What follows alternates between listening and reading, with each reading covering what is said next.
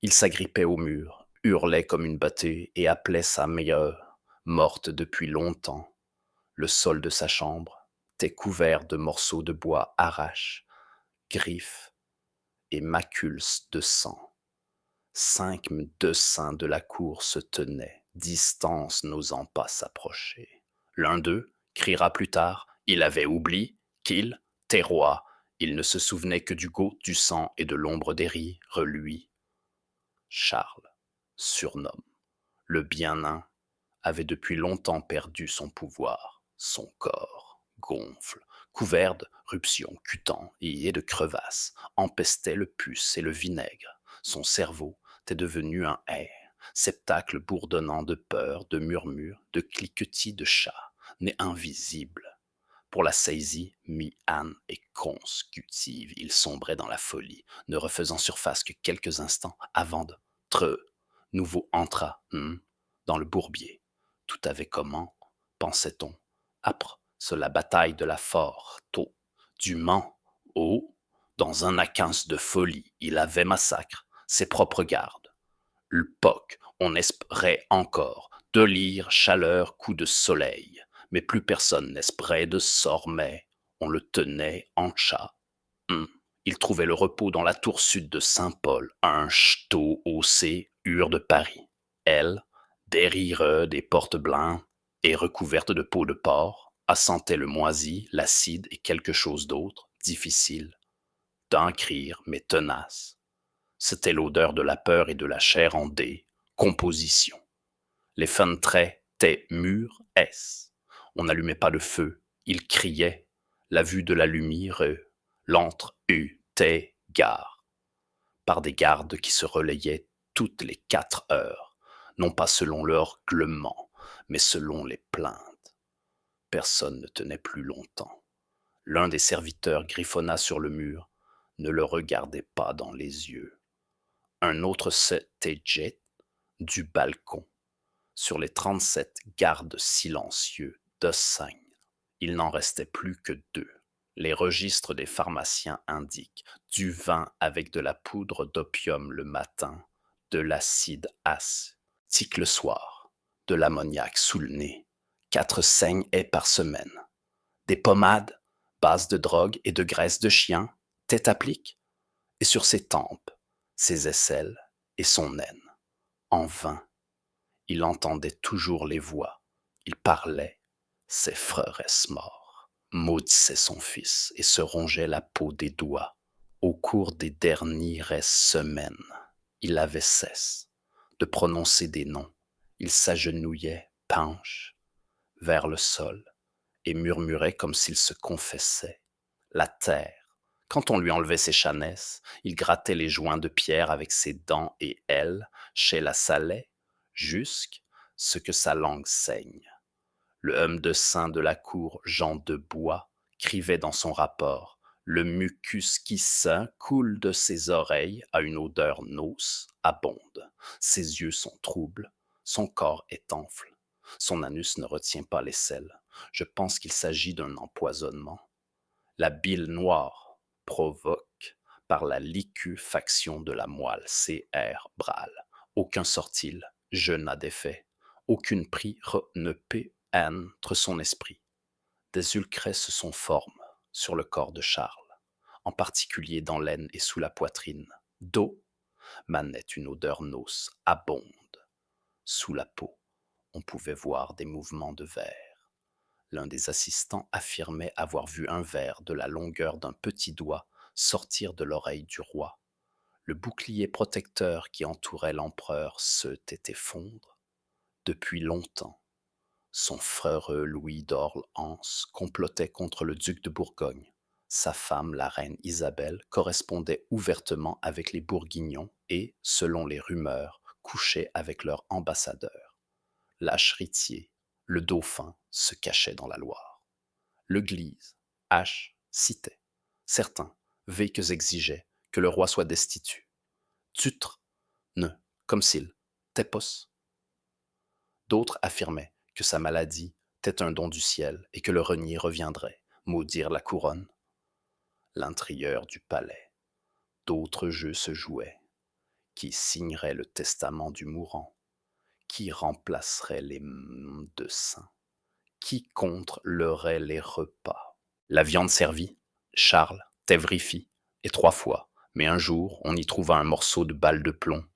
Son vieux page, Pierre de Saint-Maur, fut excut le lendemain. Avant de mourir, il jura qu'il n'avait ajout que de l'herbe somnifreuse pour qu'il ne souffre pas. Cependant, âpre son ex, Cution, Charles cria 3 nuits de suite un seul nom: Pierre, Pierre, Pierre, et s'arrachait les cheveux. Dans des lettres de l'ambassadeur espagnol, datées d'octobre, il est écrite: je ne l'ai vu que travers une fente dans la porte. Il était nu, couvert de plaies, le visage balafre. Il ne ressemblait plus à un homme. Il murmurait en latin, bien qu'on dise qu'il avait depuis longtemps oublié toutes les langues. J'ai été pris de tremblement. Je suis parti sans lui dire adieu. Nous n'avons pas affaire. Un roi, mais un instrument de la justice. Vers la fin, il a cesse de bouger. Son corps était gonfle comme un outre. Du pus jaune et noir suintaient des fissures de ses jambes. Sa poitrine se soulevait dans un relais.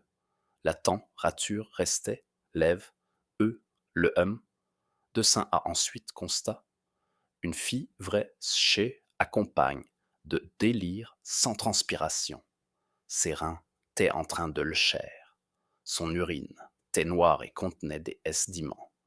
La peau de ses paumes se détachait. Les médecins ont essayé de percer son corps. Plusieurs endroits pour vacuer le mauvais jus, mais cela n'a fait qu'empirer l'odeur. Il a fallu changer toute la literie. Les rideaux ont T, PRL-S, le lit A, T, PRL-M, le sol A, T, gratte. Les bécherons trouveront dans les fissures des lattes des rats pourrissants. Un jour, il arracha ses châtenesses, mordit son bandeau en cuir et brisa le doigt de sa servante avec ses dents. Ce fut la goutte d'eau qui fit déborder le vase. On l'encha définitivement une chaîne autour du cou, 2 laniers restent de cuir autour des hanches, des fers aux pieds. Personne ne t'est autorisé s'approcher sans 3 témoins. Un gars, on muet le nourrissait, l'aide d'une cuille, en bois, dans un bol de bouillie liquide. La cuille, heureux, tête et âpre, chaque repas. 2 jours avant sa mort, Karl t'est assis sans cligner des yeux et pipe t'est sans cesse. Je ne suis pas un homme, je suis la terre veut me reprendre. Puis il se leva, sans aide, pour la première fois depuis des mois, et comme à gratter le sol avec ses ongles. La servante affirmait que du sable coulait de sa bouche. Du sang apparut sur son front. On le coucha alors, on en fond, à des coins de bois dans le cadre de la porte et on l'enferma. Le lendemain matin, il respirait encore, mais ses yeux, vulses, de la vapeur se chapait de sa bouche. Bien qu'il fasse froid dans la pie, on ne le toucha pas. 6 heures plus tard, il cessa de respirer. Son corps resta chaud pendant encore 18 heures. L'un des coins Tresse refusa de célébrer le rite. Il est mort sans me. Ce n'est pas un corps qui fut transport. Hors de la chambre où il était mort, mais les restes d'un tat. 7 heures du matin, le 6 novembre. Cette heure fut consigne par un notaire auprès du sort royal. 5 hommes portant des masques en cuir et enduits d'huile de sapin tirant le corps de Charles sur un linceul sans le toucher. L'un d'eux écrivit plus tard dans une lettre privée: la peau était verte friable, les orbites vides. Sur le ventre, il y avait un trou d'eau. Se coulait un liquide ressemblant du lait pourri. Le cercueil fut cloué. Les médecins refus rendre proc d'air. L'autopsie, le pharmacien royal Pierre Bronchard, après avoir tant, une fois de toucher le corps, s'évanouit et mourut le lendemain d'une fièvre. Au lieu d'une autopsie, le corps fut asperge, de vinaigre frotte, avec du sel, la bouche fut bouche, avec de la cire, et le corps fut enveloppé dans un tissu âpre gris, de poids. Dans les caves du Louvre, on trouva un embaumeur qui avait auparavant travaillé la cour d'Anjou. Il arriva dans la nuit, escorte, par la garde. Il fut trangle. Une semaine plus tard, afin d'empêcher la propagation de rumeurs, le lendemain, il pleuvait. Paris, la cour devant Saint-Paul, tes boucles les citadins ne t'aiment pas autoris s'approcher, moins de 100 pas. Le corps de Charles fut enveloppe dans 3 couches de toile, l'intérieur desquelles on plat à des bouquets de romarin et de pines de chardon. Le chroniqueur de la cour nota. L'odeur était telle qu'il fallut recouvrir le catafalque de goudron. 2 jours avant les funérailles, la lutte pour les sceaux et les signatures communs à. Le duc de Bourgogne s'empara de la chancellerie, destitua le chancelier et ordonna de brûler les dernières lettres de Charles. Ces lettres contenaient des dispositions qui, selon certains, auraient pu déclarer le dauphin incapable. Le notaire de la cour, Arnaud Leclerc, informa secrètement l'ambassadeur de Flandre. L'acheritage est falsifié. Les jures serrent, crivent le testament selon la volonté du défunt. Pendant que le corps de Charles refroidissait dans la salle du Capitole, au Louvre, les chevaliers du duc de Bourgogne destituèrent tous les partisans du dauphin. Les partisans d'Orléans s'enfermeront dans la tournelle. Plusieurs gardes furent pendus dans la cour intérieure afin d'éviter toute fuite. La reine Isabelle disparut. Plus tard, elle fut retrouvée dans une abbaye sous prétexte de prier pour le salut de l'mieux de son époux. On y découvrit également des coffres contenant des sceaux, 5 sacs d'argent et des bagues armoriées et, le jour des fins, raille, le corbillard s'arrêta, mi-chemin de la basilique Saint-Denis. L'un des rouleaux de la rousse Tébris, le serviteur qui accompagnait le corps, je affirma, la roue n'a pas, clate, sous le poids, mais sous la colle, la cérémonie fut breve. Aucun des hauts dignitaires ecclésiastiques ne souhaita prendre. Sidère la messe de fin, raille. Le silence régnait dans l'église. Seuls les sanglots touffes de la vieille servante de Charles sonnaient sous les veaux. Le même matin, un incident grave se produisit. Saint-Denis. Le corps de Charles n'avait pas thé entièrement embaume. Un liquide, ça, coula du linceul et bientôt thé. Toute la salle fut envahie par une odeur de pourriture. L'un des prêtres, qui se tenait, la tête du lit se mit, cracher du sang. Il fut en main, dans un monastère très haut. Il mourut 4 jours plus tard. Les conséquences furent immédiates. La France se retrouva divisée. Le nord prêt à allégeance. La Bourgogne. Le centre, Orléans. Le dauphin quand, lui, ne parvint pas rassembler une arme. Ses proches soupçonnaient que le corps de Charles avait été utilisé pour falsifier la volonté du défunt. L'un des chevaliers accusa ouvertement le duc de Bourgogne d'avoir en place les sceaux. Une semaine plus tard, il fut assassin, et son corps barrel dans un fosse. Pendant ce temps, les rumeurs allaient bon train parmi le peuple. Certains disaient que le roi avait été maudit par des sorcières. D'autres affirmaient qu'il était devenu fou âpre le meurtre de son propre frère. On racontait qu'il n'était pas mort, mais qu'il avait été emmène dans un souterrain haut. Il était en chat et grattait le sol. Un berger affirmait avoir entendu une voix l'appeler par son nom pendant la nuit. Les habitants de la ville commenceront, vite Saint-Paul, les moines ont commencé. célébrèrent en masse des rites de purification. On trouvait des oiseaux morts dans les puits. Les gens fuyaient Paris. Le prix du pain avait double. On considérait que la ville était maudite. La garde royale a été remplace. Tous ceux qui avaient touché le corps de Charles ont été discrètement. L'immense, le coup de gras, ce fut port. Lorsqu'une lettre décrivant la mort de Charles arriva au Vatican, les M de saints locaux déclarent que les simples, mais indiquaient une décomposition interne, une putréfaction des tissus avant la mort. Un patch non rare, mais observe chez les maudits. Cela fut interprété comme un signe. La France se retrouva sans roi. Le pays que Charles appelait son corps commença véritablement ce de sagre plongée. Le troisième jour après, Sléphon, raille, une femme et noire apparut dans le ciel de Paris. Le trésor était en feu. L'incendie se déclara dans la salle basse du Louvre. Oh, tes conserves, les registres fiscaux, les documents relatifs aux dettes et les sceaux, y compris le sceau personnel de Charles. Au début, on pensa un accident, puis on découvrit que la garde avait été changée 2 heures avant l'incendie et que le journal du archiviste en chef avait disparu.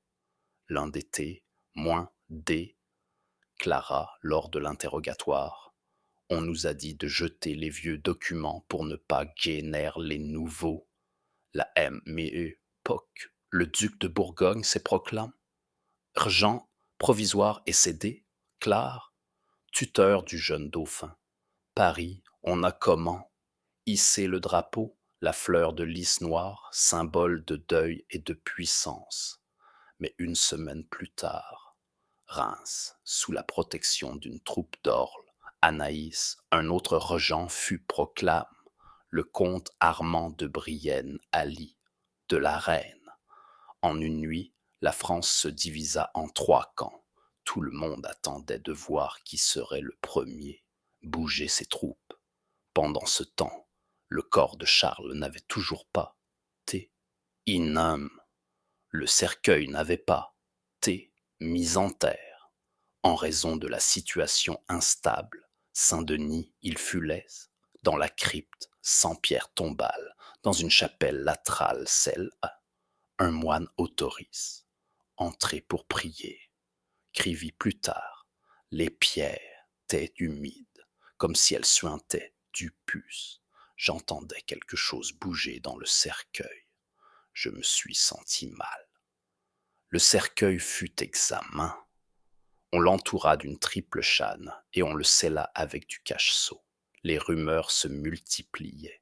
Dans la ville, on murmurait que Charles allait revenir, que son corps ne se décomposait pas, mais respirait. Les femmes du quartier latin faisaient bouillir de l'eau avec du charbon et en enduisaient leurs enfants pour les pros.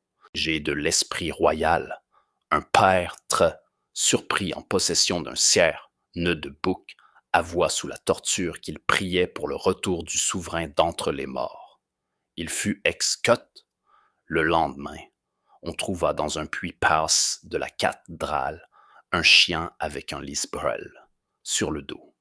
Le chancelier de la couronne fut retrouvé, pendu dans sa maison, sans trace de lutte. Sa mâchoire avait été arrachée. Sur le mur, quelqu'un avait crié avec du sang. Il est toujours elle. L'enquête dura 2 jours et fut interrompue sur ordre du duc. Le corps du chancelier fut en terre. Dans la nuit, sans cérémonie. Dans le nord du pays, des mouvements de troupes commenceront. Le duc de Bourgogne rassemblait des chevaliers, reines. Les Orles, Annès renfort, rend la garnison de Tours. Les lettres des ambassadeurs étrangers reflétaient la peur et l'indécision. L'ambassadeur espagnol criait: la mort de Charles donne libre cours aux démons. Le peuple se tait, mais ses mains serrent des couteaux. Pendant ce temps, le roi de Fan continuait vivre dans les esprits. Les chroniqueurs anciens se mirent à crier son image. De le bien-âme il devint le pourri. On crivit sur ses tchanesses, sur la fa, on dont il mangeait la terre, dont il criait la nuit. L'un des moines, Freureux Thibaut, crivit, il savait qu'il allait en enfer, et il entendait D.J. son nom l'appelait. Nous sommes les témoins de l'enfer qui a comment? De son vivant. L'Église refusa officiellement de reconnaître sa mort comme sainte. Le nonce apostolique refusa de le commémorer. Il ne restait plus que le dauphin de la ligne royale. Mais ça, elle, Gitimite, te conteste, eux.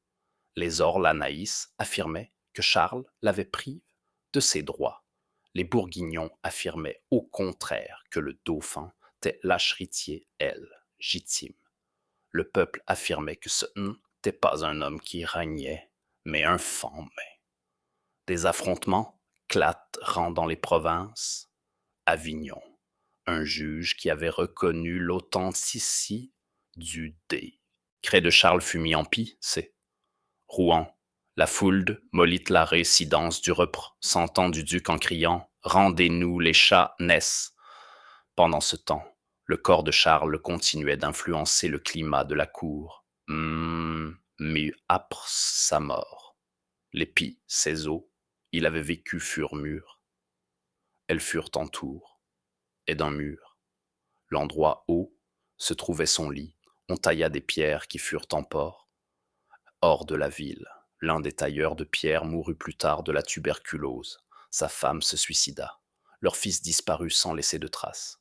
Les courtisans avaient peur de parler de lui, voix haute. Ils ne le signaient que par un murmure. Lui, parmi les moines de Saint-Denis, son nom n'était plus pronom. Une croix de cuivre sans inscription fut place sur le lieu de sa sculpture. Un serviteur qui tenta de restaurer l'épitaphe disparut. Les registres de sa naissance, de son mariage et de son couronnement furent suprêmes. Le chroniqueur de la cour eut l'ordre suivant. Effacer le portrait. Crire les dates. Supprimer les chroniques. L'histoire ne le connaît plus. La fin du mois. Des rumeurs ont de nouveau comment circulé dans Paris. Plusieurs soldats ont vu un homme en blanc, la porte du château. Des bougies disparaissaient dans les maisons. On entendait des herlets dans les caves. La reine ne sortait plus en public. Les PR pontraient ses brins des rites de purification chaque matin. Les corps des pauvres morts dans les hôpitaux de la ville étaient enveloppés dans des linceuls et enterrés hors des murs afin de ne pas souiller la terre du roi de fin. Et Saint-Denis, la nuit, une bougie brûlait. La fenêtre de la crypte, en F, vrillée de l'âne. Suivante, des odeurs commenceront se dégager de la crypte de Saint-Denis, malgré les 3 couches de mortier et le ciment langue du vinaigre. Les moines se plaignaient de maux de tête et de noces et âpres se levaient presse. L'un d'eux, frère Dominique, écrivit dans son journal de prière. L'air est imprégné d'amertume. Les bougies teignent toutes seules. Je vois un visage bouger dans l'ombre, mais ce n'est pas un visage humain. On refusa d'ouvrir la crypte. Personne ne voulait revivre l'affaire du pharmacien Bronchère. On décida alors de fermer tout le sous-sol, de l'entourer de chats et de le barricader avec des planches. L'archèvre, que de Paris, bénit les murs avec de l'huile et du sel. 2 moines armes furent postes l'entrée. C'était la première fois dans l'histoire de Saint-Denis que le corps d'un roi t'égare après sa mort, non pas contre les voleurs, mais contre les vivants. Dans la capitale, la division s'accentuait. Les Bourguignons déclarent que Charles était maudit pour les péchés de ses péresses et que sa maladie était un châtiment. Les Orles, Anaïs, au contraire, affirmaient que Charles avait été empoison. Une brochure secrète intitule Confession du roi en chat, attributs et autres fonds fit son apparition. On y lisait, gémant, de la terre parce que je voulais y retourner. J'écris parce que j'entendais qu'ils gorgeaient les anges. Ils sont venus, moi, travers le sang de mes gardes. L'auteur n'a pas pu être identifié, mais les propriétaires de la brochure ont T. Ex Cot S. Au monastre de Marmoutier, on arta le scribe qui conservait une copie du journal médical de la dernière Anne et de la vie de Charles. On y décrivait des fractures du crâne, des os mobiles, la base du visage, des spasmes de la langue, des démangeaisons cutants, et des crises nocturnes au cours desquelles le roi se cognait contre les murs et hurlait jusqu'à perdre connaissance. On y trouvait également les mots du médecin. Il est devenu un cadavre vivant. Le sang ne coulait pas lorsqu'on le coupait. La chair de ses pieds se détachait comme une croûte. Ce scribe fut plus tard déclaré fou et BL pour HR. Au printemps, la France se divisa définitivement. Il y avait désormais 3 prétendants au trône. Le dauphin, qui se cachait, Tours, s'autoproclama héritier légitime et accusa le duc de Bourgogne d'avoir assassin son preux.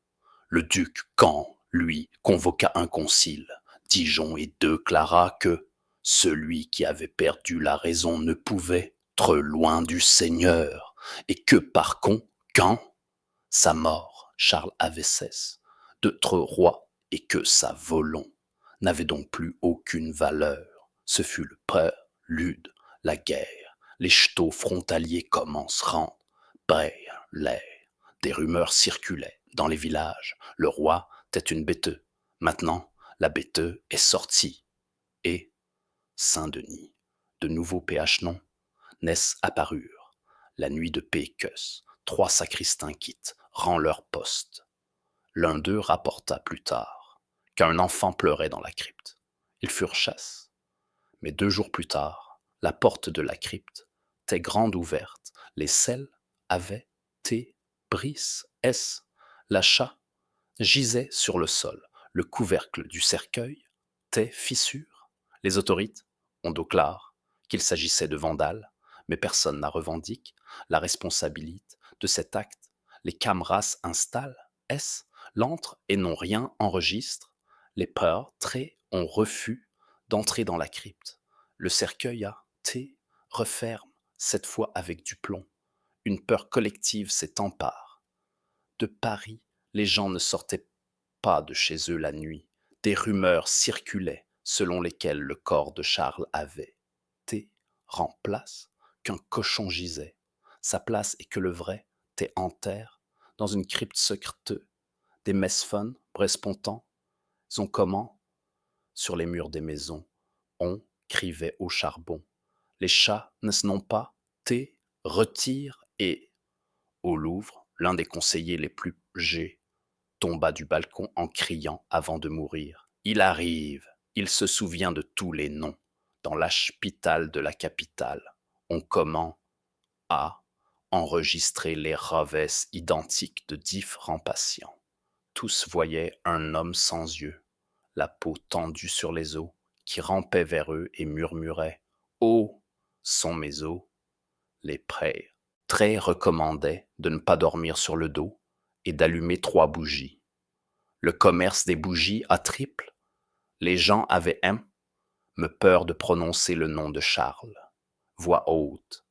Dans l'école, les enfants chuchotaient des histoires sur le dévoreur de terre. Une seule chose est devenue réalité. Le simple fait qu'il existe, c'est avoir plus effrayant que sa mort. En mai, âpre, c'est un incendie nocturne. Saint-Denis ondé couvrit un trou dans le mur de la crypte. Quelqu'un ou quelque chose avait creux un tunnel de l'intérieur. On trouva sur le sol des fragments d'ongles, des mèches de cheveux et des traces, comme si quelqu'un avait rampé. L'un des gardes, voyant cela, perdit la raison. On l'emmena dans un monastre. Jusqu'à sa mort, il cria « Ils l'ont libre !» Le coup de grâce fut la disparition du corps. Lorsque la crypte fut officiellement ouverte en juin, elle était vide. Pas de cercueil, pas de chat, Poinson, pas la moindre trace. Les autorités ont déclaré qu'il s'agissait d'une attaque barbare. Le duc de Bourgogne ordonne de démolir toute la salle des cryptes et de la remplir de plomb. Les orles Annès l'ont accusé d'avoir dissimulé des preuves. Les moines de Saint-Denis ont été dispersés dans les provinces. Le pape a excommunié toute la famille royale. La France ne s'en remit jamais. Le trône ne resta vacant. Trois prétendants s'affronteront, mais aucun ne parvint. Rassembler tout le peuple sous son autorité dans les provinces, on comment à dire que le roi était vivant, qu'il jugerait tout le monde sur terre avant que Dieu ne les juge au ciel. Les vieilles femmes vendaient de l'argile provenant de ces traces. Dans les boutiques, on coupait des chats, et on les portait, la ceinture, comme protection. Un chroniqueur qui vicote 30 ans plus tard, écrivit Charlemagne n'est pas mort. Il les retourne, la terre, et chaque pas sur cette terre est un pas sur son corps. Ainsi s'acheva l'heure de Charlemagne, non pas dans une couronne, ni sur un trône, mais dans le silence d'une crypte qui n'existe plus. Sa mort n'apporta pas la paix, son cadavre ne trouva pas le repos, son nom devint vide, ce qui le rendit encore plus effrayant.